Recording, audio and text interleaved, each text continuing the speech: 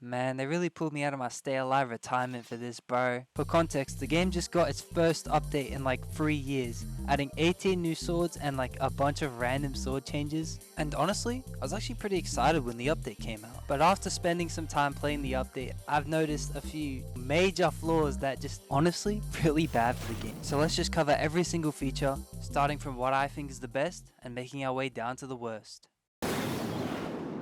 So it goes without saying that a lot of bugs were fixed. Settings finally save when you leave the game, which is great, even though for some reason it took 4 years. Some of the new swords are actually pretty cool. The Meteor one especially. I really liked what Macalads was going for, making the sword be 500k kills. Now this might seem like an arbitrary number, but nobody actually has 500k kills. So this would encourage the top leaderboard players to have a race, see who gets the sword first. It would be like a real community event again. But of course, for some reason, Macalads thought it would be the smartest idea to change it to 400k kills. So everything I just said can pretty much be thrown away. But I think this highlights the biggest major flaw with this update. There's just no vision. The entire update just feels randomly put together with no intention, no real plan for the update. And that pretty much concludes the positives, so let's get on to the negatives. On paper, 18 new swords sounds like a great idea. The game has been kinda stale recently, so new swords with unique kill effects is definitely gonna bring back hype to the game. And honestly, all the new swords were really exciting at first. But if we actually take a look at how they were implemented into the game, this is where this update starts to just fall apart. If we take a look at how swords progressed before the update, we can see a very clear pattern emerging. 600 time for gold sword, 1800 time for platinum. Now in my opinion, this was great. New players had a real challenge grinding to get to that glorious 10-minute 600 time gold sword. But this new update just threw everything off. I mean, for example, the progression now is 300 to 600 to 900 to 1200 to 1800 time.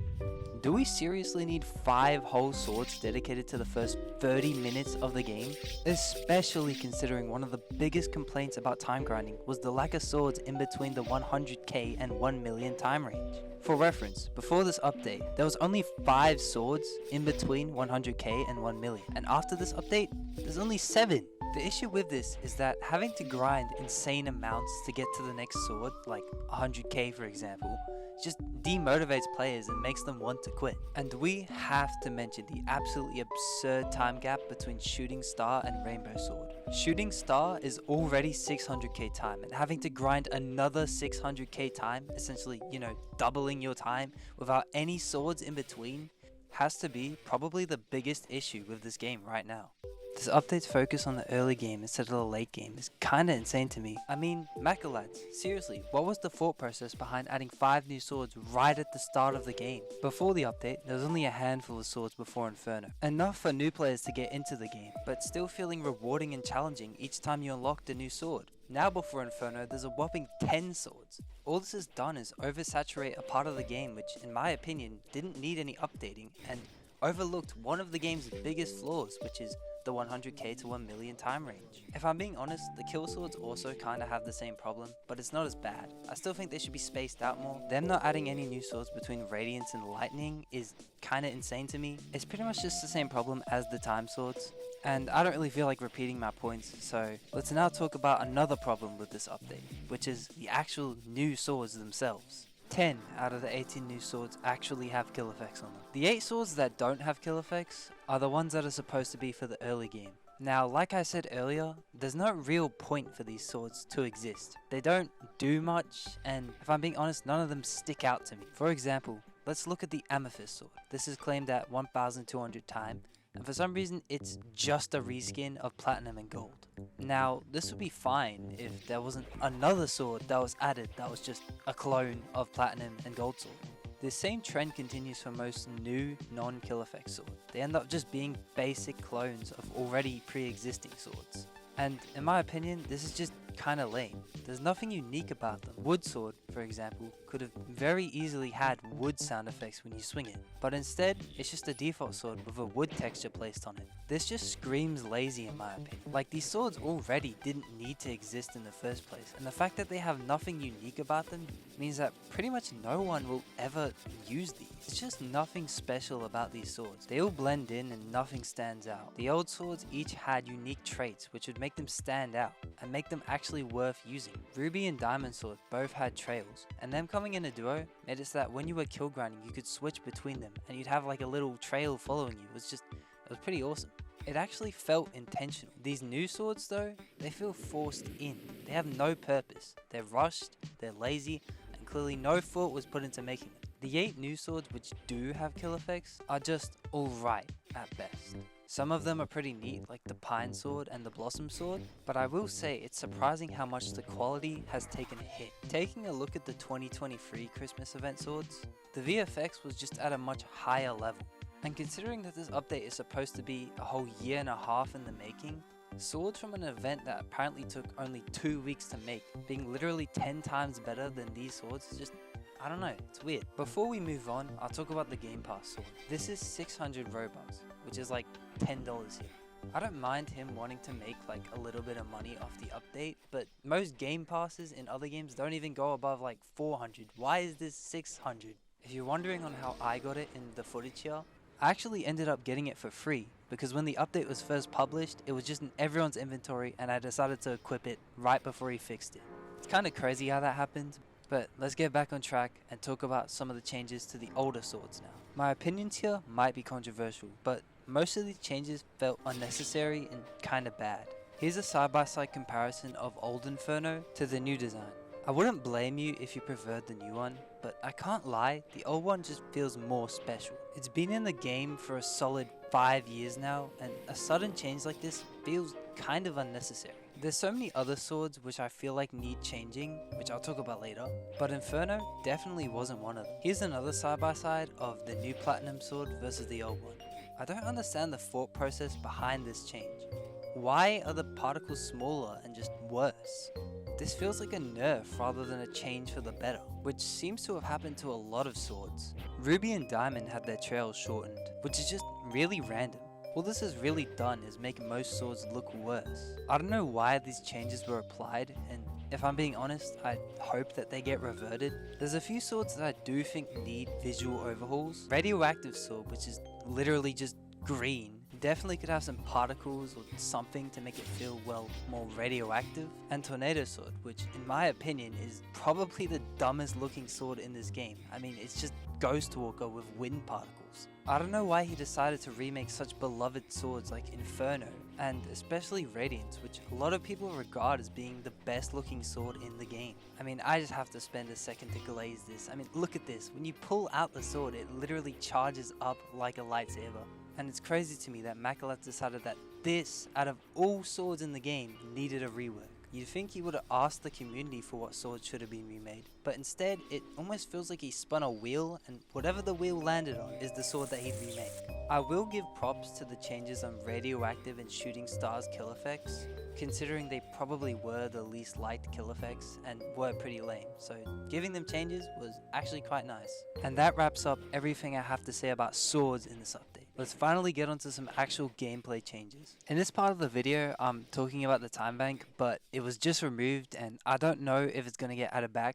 I'll still talk about it, but keep in mind that it's not in the game currently and chances of it getting added back might be pretty low. The concept of a time bank is not terrible. Time grinders being able to do kill quests while they grind is pretty good. And not having to hop on an ult anytime you want to do anything else other than time grind is also pretty great. The thing is, the entire game is built around the concept of gaining time. The more you gain, the more likely you'll be targeted, and if you die, you lose your time forever. If anyone remembers the very early days of this game, that wasn't even a spawn.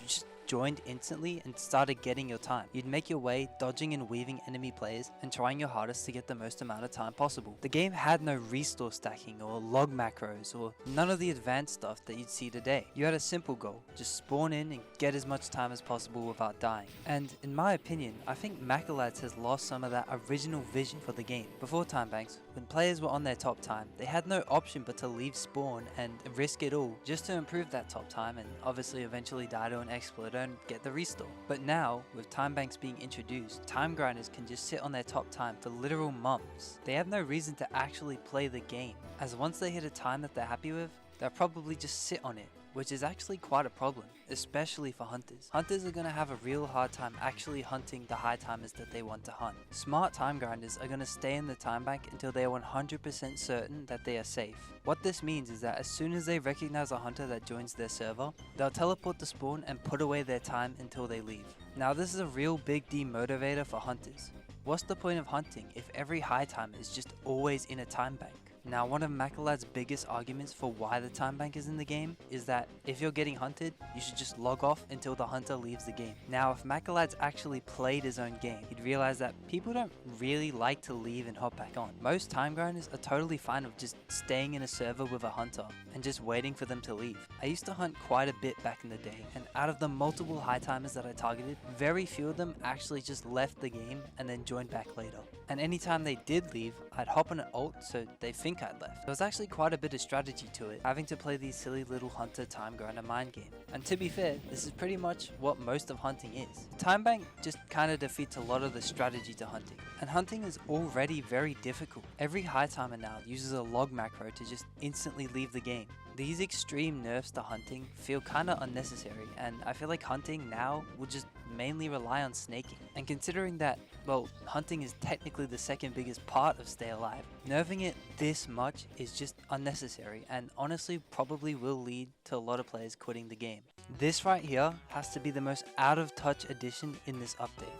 Why was spawn made bigger? Now at first, this change might seem like a small quality of life addition, but if you actually look deeper into it, making the spawn bigger is actually really problematic for the game. The greatest thing about spawn before this update is that you could pretty much just stand anywhere in spawn and be in a time grinder's TP time. Now if you don't know what TP time is, it basically refers to the 3 seconds that a time grinder has to TP before you can kill them. And if you're inside a time grinder's TP time, they're pretty much forced to log. Now the original spawn brought great strategy to both hunting and time grinding. Leaving spawn was actually pretty risky.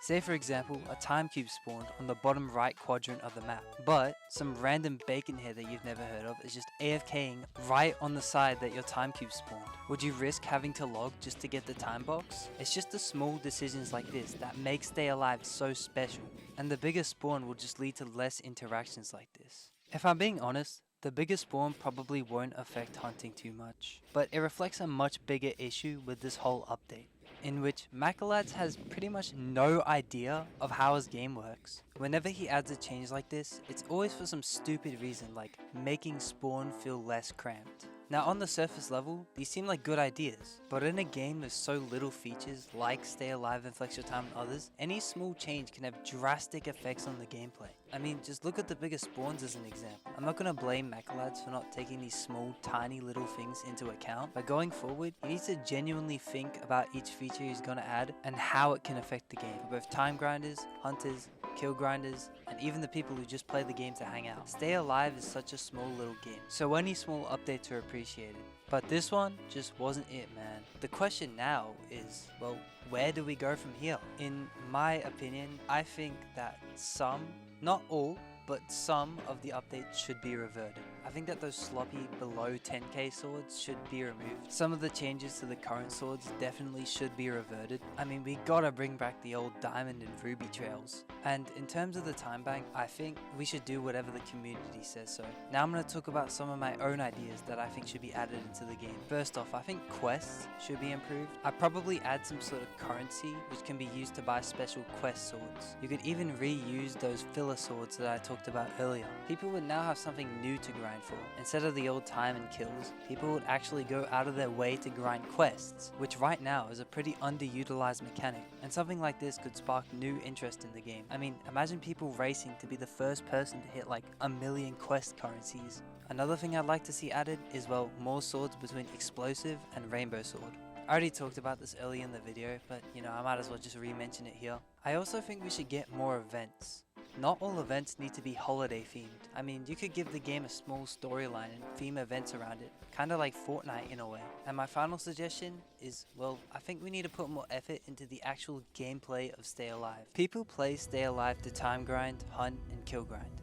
Hanging out might also be a big sector of the community, but at its core, Stay Alive is about, well, staying alive. If the core gameplay isn't improved, I don't see this game sticking around much longer. I might get proven wrong. I mean, this game has lasted 5 years somehow, but the core gameplay is what matters most. We need some sort of major shift, something to actually spice up the game and entice players to stick around. I don't know what this could be, some sort of great reset where everybody's stats are reset, or like, I don't know, a new game. But I've been yapping for 15 minutes now, and I think I should probably stop here. If you have any of your own ideas, or disagree, or agree with any of the points in this video, feel free to leave a comment. But with that, I'll see you guys next time, which hopefully isn't a whole year from now.